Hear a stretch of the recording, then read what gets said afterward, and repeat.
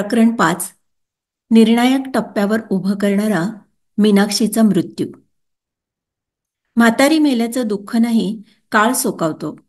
असंच काहीसं इंदिराबाईंच्या आयुष्याचं झालं होतं. ज्यांनी आयुष्यभराची सोबत करायला हवी होती, त्या तिघांनीही योग्य उपचारांच्या अभावी आपली साथ सोडावी, याचा सल काही केल्या इंदिराबाईंच्या मनातून जात नव्हता. त्यातूनच मीनाक्षीला डॉक्टर बनवायचं हे स्वप्न उराशी घेऊनच त्या देवरुखहून मुंबईला परतल्या. मुंबईच्या वास्तव्यात डॉक्टर असणाऱ्या काशीबाई साठे यांचा इंदिराबाईंना आणि मीनाक्षीला मोठा आधार वाटे. हाळबे कुटुंबाशी संबंधित असणाऱ्या डॉक्टर साठे इंदिराबाईंच्या नातलग होत्या. परंतु त्या पलीकडच्या मैत्रीच्या नात्याने त्या दोघी एकमेकींशी घट्ट बांधल्या गेल्या होत्या. विशेष म्हणजे या मैत्रीचा धागा होता पुस्तकं आणि वाचन. इंदिराबाईंना रघुनाथरावांनी लावलेली वाचनाची गोडी देवरुखमधल्या स्वातंत्र्य चळवळीने भारावलेल्या वातावरणात आणखीन वाढली होती. ती मुंबईत परतल्यानंतरही कायम टिकून राहिली. त्या सतत काहीतरी नवं वाचत आणि वाचलेलं गप्पांच्या ओघात सांगत. त्यामुळे त्यांच्याशी गप्पा मारण्यात काशीबाईंना मोठा आनंद मिळे. शिवाय इंदिराबाईंमध्ये असलेला जिव्हाळा, आपुलकी, माणसं जोडण्याची हातोटी या सगळ्याच गोष्टी डॉक्टर साठेंना आकर्षित करत. इंदिराबाई हे काहीतरी वेगळं रसायन आहे असंच त्यांना वाटत असे. दुःखातून स्वतःला सावरत इंदिराबाई मीनाक्षीच्या भावविश्वावर आशा ठेवून काम करत होत्या. त्याचं काशीबाईंना फार अप्रूप वाटे. तसंच काहीसं इंदिराबाईंचंही झालं होतं. बोलण्यात मधुरता, चेहऱ्यावर मार्द आणि भारदस्त व्यक्तिमत्व असणाऱ्या काशीबाईंचा एक वेगळा ठसा इंदिराबाईंच्या मनावर उमटला होता. अंगावर चढवलेलं सफेद कोट, गळ्यात स्टेथोस्कोप अशा वेशातल्या काशीबाई सतत रुग्णांच्या सेवेसाठी धडपड करताना दिसायच्या. आणि मग मीनाक्षी डॉक्टर झाल्याचं स्वप्न त्यांच्या डोळ्यासमोर तरळू लागायचं. डॉक्टर काशीबाई साठे यांच्या प्रसन्न आणि आकर्षक व्यक्तिमत्वाचं मीनाक्षीलाही आकर्षण होतं. त्यांच्यासारखं आपणही डॉक्टर व्हावं असं मीनाक्षीला सारखं वाटत राहायचं. खूप शिकायचं, डॉक्टर व्हायचं आणि खेड्यात लोकांना आरोग्य सेवा द्यायची, हा ध्यासच तिने घेतलेला होता. त्यातूनच इंदिराबाईंपेक्षा मीनाक्षीची डॉक्टर काशीबाईंशी मैत्री अधिक घट्ट व्हायला लागली. मीनाचा डॉक्टर होण्याचा हा ध्यास पाहून इंदिराबाईंना खूप आनंद होत असे. या आनंदातच त्या अनेक वेळा काशीबाईंशी बोलताना म्हणायच्या, होईल का हो मीनाक्षी डॉक्टर? आणि काशीबाई तितक्याच तत्परतेने सांगायच्या, निश्चित, निश्चितच डॉक्टर होईल ती. तिची तशी जबरदस्त इच्छा आहे आणि जिद्दही आहे. सोबत आपली साथ आहे तिला. त्यामुळे पाहाच तुम्ही, तिची अभ्यासातली प्रगती आता अधिक वाढत जाईल. समोर ध्येय निश्चित असलं की नाही सांगायला लागत मुलांना. हे ऐकून इंदिराबाईंचं मन तृप्त व्हायचं. आपल्या पोटचा हा गोळा, देवा त्याला दीर्घायुष्य दे आणि तिचं मनोरथ पूर्ण कर, अशी मनोभावे त्या प्रार्थना करायच्या. ऐन तारुण्यात आलेलं अकाली वैधव्य आणि अनंत अडचणींचा सामना करत इंदिराबाईंचं मन आता कुठे स्थिरावू लागलं होतं. त्यात मीनाक्षीची अभ्यासातली प्रगती त्यांना समाधान मिळवून देत होती. शिक्षणातली गती आणि जिद्दी स्वभाव यामुळे तिची डॉक्टर होण्याची महत्वाकांक्षा निश्चितच पूर्ण होईल याची खात्रीही त्यांना आता वाटत होती. अशा आश्वस्त वातावरणात इंदिराबाई मुलीच्या प्रगतशील वाटचालीची स्वप्न पाहण्यात गर्क होत्या. आणि नेमका त्याच वेळी काळाने त्यांच्यावर पुन्हा एकदा सूड उगवला. अल्पशा आजाराचं निमित्त काय झालं आणि तब्बल 13 वर्षे जीवापाड जपलेल्या मीनाला काळाने त्यांच्यापासून हिरावून घेतलं. ते साल होतं 1943. मीनाक्षीच्या अशा अचानक जाण्यानं इंदिराबाईंवर आभाळ कोसळलं. समोर सगळा अंधार दाटून आला. इंदिराबाई अगदीच गलित गात्र झाल्या. 2 मुली आणि पती अशा तिघांच्या मृत्यूचा धक्का पचवून त्यांनी मीनाक्षीसाठी जगायचं ठरवलं होतं. कुटुंबातल्या चौथ्या व्यक्तीचा मृत्यू पाहावा लागणं ही फारच वेदनादायी घटना होती. जी जगण्याचं कारण ठरली, जिने जगण्यासाठीचं बळ दिलं, नवी आशा निर्माण केली, तीच मीनाक्षी आपल्याला कायमचं सोडून गेली, तेव्हा जगायचं तरी का आणि कुणासाठी? हा विचार इंदिराबाईंना अस्वस्थ करू लागला. ह्या परिस्थितीतही इंदिराबाईंना मीनाक्षीचे "मला डॉक्टर व्हायचंय" हे बोल ऐकायला येत होते. त्यामुळे जगावं की मरावं अशी काहीशी द्विधा मनस्थिती त्यांची झाली. पण नेमकं काय करावं ह्याचा निर्णय होत नव्हता. मनाची चलबिचल अधिकच वाढत होती आणि चेहऱ्यावर त्याचं प्रतिबिंब उमटत होतं. ते पाहून भोवतालच्या आप्तस्वकीयांची चिंता वाढत चालली होती. त्यातूनच मग अनेकांनी या दुःखावर मात करण्याचे विविध उपाय सुचवायला सुरुवात केली. काहींनी सांगितलं, "आता आवरा स्वतःला आणि एकत्र कुटुंबात राहून देवधर्माकडे अधिक लक्ष द्या. म्हणजे दुःख पचवण्याची ताकद देव देईल. त्यांच्या चिंतनाने आणि सेवेने दुःख पचवण्याची ताकद मिळेल. शिवाय ईश्वर भक्तीने आयुष्यात फार मोठं पुण्यकर्म जोडता येईल. यातून सावरण्यासाठी हाच एक मार्ग आहे." तर काही जण सांगत होते, धर्माने आणि परंपरेने विधवेच्या जीवनात यापेक्षा अधिक काहीही दिलेलं नाही. असा कठीण प्रसंग म्हणजे कसोटीचा खरा क्षण. भरकटणाऱ्या वयात स्वतःला काबूत ठेवणं आणि घराण्याची इज्जत राखणं महत्वाचं. अशा स्त्रीने शक्यतो कोणाच्या नजरेला न पडणं, आपल्या घराचा उंबरठा न ओलांडणंच योग्य. मनात अविचाराला संधी न देता ईश्वर भक्तीने यावर मात करता येईल. अगदी वाटल्यास तीर्थयात्रा करावी आणि देवाच्या चरणी आपलं उर्वरित आयुष्य रुजू करावं हे योग्य. हे सारं इंदिराबाईंच्या मनाला पटणारं नव्हतं.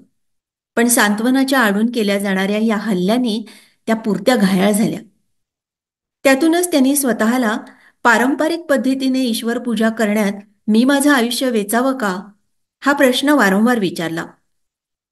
मात्र मन सकारात्मक प्रतिसाद देत नव्हतं. "मला मोठेपणी डॉक्टर व्हायचंय" हे मीनाक्षीचे शब्द कानात सारखे घुमत होते. पण सारंच राहून गेल्याची सल त्यांना अस्वस्थ करत होती. या अस्वस्थतेतून बाहेर पडण्याचा मार्ग ईश्वर भक्ती आपल्याला दाखवेल हे मानायला इंदिराबाईंचं मन तयार नव्हतं. पण मग पुढे काय हेही त्यांना समजत नव्हतं. एक संभ्रमित अवस्था आतून काळीच पोखरत होती. मीनाक्षीच्या जाण्याचा धक्का फार मोठा आणि जीवघेणा होता. त्यातून इंदिराबाईंना बाहेर काढणं खूप गरजेचं होतं हे देवरुखकर मंडळींनाही जाणवत होतं. विशेषतः भास्कर आठले ह्याच विचाराने अस्वस्थ झाले होते.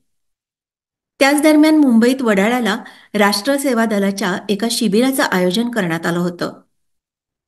या शिबिरात इंदिराबाई सहभागी झाल्या तर त्यांना दुःखातून बाहेर पडणं सोपं होईल असं आठल्यांना वाटलं. त्यातून ते मुंबईत इंदिराबाईंना भेटले आणि "वडाळ्याच्या शिबिरात तुम्ही सहभागी झालात तर अनेकांना आनंद होईल. तेव्हा तुम्ही याच शिबिरात" असा त्यांनी आग्रह धरला. देवरुखच्या वास्तव्यात आठल्यांचा आधार मोठा होता. इंदिराबाई ते विसरल्या नव्हत्या.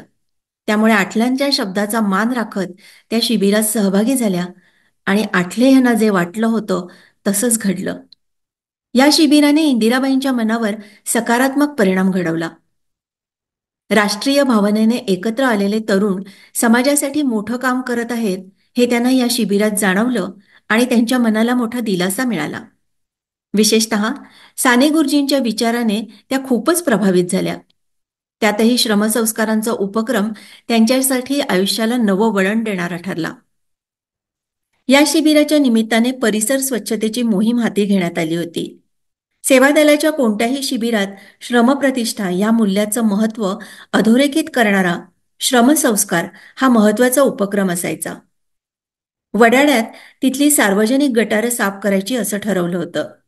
त्यासाठी मुंबई महानगरपालिकेने सहकार्य म्हणून साहित्य उपलब्ध करून देण्याचं कबूल केलं होतं. परंतु फावडी, घमेली आदी साहित्य घेऊन येणारी महानगरपालिकेची गाडी खूप वेळ झाला तरी आली नव्हती. आता कसं काम करणार? सारेच कंटाळले होते. तेव्हा न राहून एक तरुण गटारात उतरला आणि आपल्या हाताने ती साफ करू लागला. त्याला असं करताना पाहून अनेकांच्या तोंडून वेगवेगळ्या प्रतिक्रिया बाहेर पडल्या. परंतु पांढरा झब्बा लेंगा घातलेला तो तरुण म्हणजे खुद्द साने गुरुजी आहेत हे जेव्हा सर्वांच्या लक्षात आलं तेव्हा सगळे शिबिरार्थी अचंबित होत नतमस्तक झाले. इंदिराबाईंचा साने गुरुजींशी परिचय झाला तो ह्या अशा प्रसंगातून आणि तिथेच त्यांना त्यांच्या भविष्यातील जीवनाचा मूलमंत्र गवसला. तो काळ आपल्या कृतीतून तरुणांच्या मनावर श्रमाची प्रतिष्ठा बिंबवणाऱ्या साने गुरुजींच्या झंझावती वैचारिक क्रांतीचा होता. बलसागर भारत हो विश्वात शोभुनी राहो, हे कंकणी करी बांधियले, जनसेवे जीवन दिधले, राष्ट्रार्थ प्राण हे उरले, मी सिद्ध मरायाला हो. ह्या कवितेने तरुणाईला पेटवलं होतं. राष्ट्रभक्तीने प्रेरित होत ब्रिटिशांच्या विरोधात लढण्याला चैतन्यदायी ठरणाऱ्या ह्या काव्याने ब्रिटिश सत्ता हादरली होती. अखेर त्यांनी ह्या काव्यसंग्रहाच्या प्रती जप्त केल्या. त्यापाठोपाठ सामाजिक उत्थापनाची परिवर्तनाची चळवळ साने गुरुजींनी हाती घेतली. समाजातील जातीभेद, अस्पृश्यता यासारख्या अनिष्ट रूढी आणि परंपरांना गुरुजी विरोध करत होते. महाराष्ट्राचं दैवत असणाऱ्या पंढरपूरच्या विठ्ठल मंदिरात हरिजनांना प्रवेश मिळावा यासाठी उपोषणाचा मार्ग त्यांनी अवलंबला. अस्पृश्यता नष्ट होवो अथवा माझे प्राण जावो अशी टोकाची भूमिका त्यांनी घेतली आणि त्यात त्यांना यश मिळालं. महाराष्ट्राच्या इतिहासातील तो क्रांतिकारी काळ होता. अनेक मंदिरं दलितांसाठी खुली झाली होती. एका परीने एका पांडुरंगाने दुसऱ्या पांडुरंगाला मुक्त केलं असं म्हटलं जात होतं. नाशिकच्या तुरुंगातून त्यांनी लिहिलेलं श्यामची आई हे पुस्तक मराठी जनांच्या गळ्यातील ताईत झालं होतं. आता उठवू सारे रान, आता पेटवू सारे रान, शेतकऱ्यांच्या राज्यासाठी लावू पणाला प्राण, किसान मजूर उठतील कंबर लढण्या कसतील, एकजुटीची मशाल घेऊनी पेटवतील सारे रान, कोण आम्हा अडविल, कोण आम्हा रडविल, अडवणूक त्या करणाऱ्यांची उडवू दाणादाण. अशा उद्बोधक आणि क्रांतिकारी विचारांचा प्रभाव इंदिराबाईंच्या मनावर न झाला तरच नवल. इंदिराबाईंच्या विचारी संवेदनशील मनाला साने गुरुजींच्या प्रत्यक्ष व्याख्यान आणि कृतीतून पुढील जगण्याचा मार्ग सापडला होता. शिबिरातून परतल्यानंतर त्या साने गुरुजी आणि त्यांच्यासारख्या धडपडणाऱ्या तरुणांच्या कामाकडे, देशासाठी सर्वस्वपणाला लावणाऱ्या कार्यकर्त्यांकडे वेगळ्या नजरेने पाहू लागल्या. त्यांना या शिबिराने एक नवी दृष्टीच बहाल केली होती. त्यामुळे आपणही असं काहीतरी वेगळं करू शकतो हा आत्मविश्वास त्यांच्यामध्ये आला. पण काहीतरी वेगळं म्हणजे काय करायचं या विचारात असतानाच त्यांना रमाबाईंची जीवन कहाणी आठवली. न्यायमूर्ती महादेव रानडे यांच्या निधनानंतर रमाबाईंवरही अशीच वेळ आली होती. त्यांनाही देवधर्म करा, तीर्थयात्रा करा असं सांगणारेच भेटले होते. पण त्या काही घरात बसल्या नाहीत, डगमगल्या नाहीत. लोकांनी टीका केली, परंतु पतीकडून त्यांना मिळालेली शिकवण आणि विचार घेऊन त्या धिटाईने पुढे सरसावल्या. इतकंच नाही तर 1894 साली हिंदू लेडीज सोशल लिटररी क्लबच्या स्थापनेतून सामाजिक कार्याची सुरुवात त्यांनी केली. पुढे अखिल भारतीय महिला परिषदेच्या माध्यमातून त्यांनी पुण्यातील महिला कैदी आणि रुग्णालयातील महिला रुग्णांना भेटण्याचा परिपाठ सुरू केला. विधवांना दिली जाणारी दुय्यम वागणूक आणि त्यातून पुढे येणारी त्यांच्या प्रश्नाची धग त्या स्वतः अनुभवत होत्या. त्यातूनच त्यांनी पुण्यात 1909 मध्ये सेवा सदन सुरू केलं. ह्यात प्रामुख्याने विधवांना शिक्षण आणि नर्सिंगचं प्रशिक्षण देण्यास सुरुवात केली. हे करताना मातृत्व आणि सेवा हे महिलांचे प्रमुख अधिकार आहेत, ते त्यांना मिळावेत हा विचार त्यामागे होता. हे सारे इंदिराबाईंना रघुनाथरावांमुळे वाचायला मिळालं होतं. किंबहुना रघुनाथरावांनी त्यांना न्यायमूर्ती रानडे यांच्या जीवनातल्या अनेक गोष्टी ऐकवल्या होत्या. त्याच त्यांची प्रेरणा बनल्या होत्या. वडाळ्याच्या शिबिरातून परतल्यानंतर त्यांना हे सारं आठवलं आणि आपणही असंच उपेक्षितांसाठी, वंचित, अन्यायग्रस्त महिलांसाठी, मुलांसाठी काम करावं हा विचार त्यांच्या मनात आला. पुढे तो त्यांचा ध्यास बनला आणि अशा कामात आपलं उर्वरित आयुष्य झोकून देण्याचा निर्णय त्यांनी पक्का केला.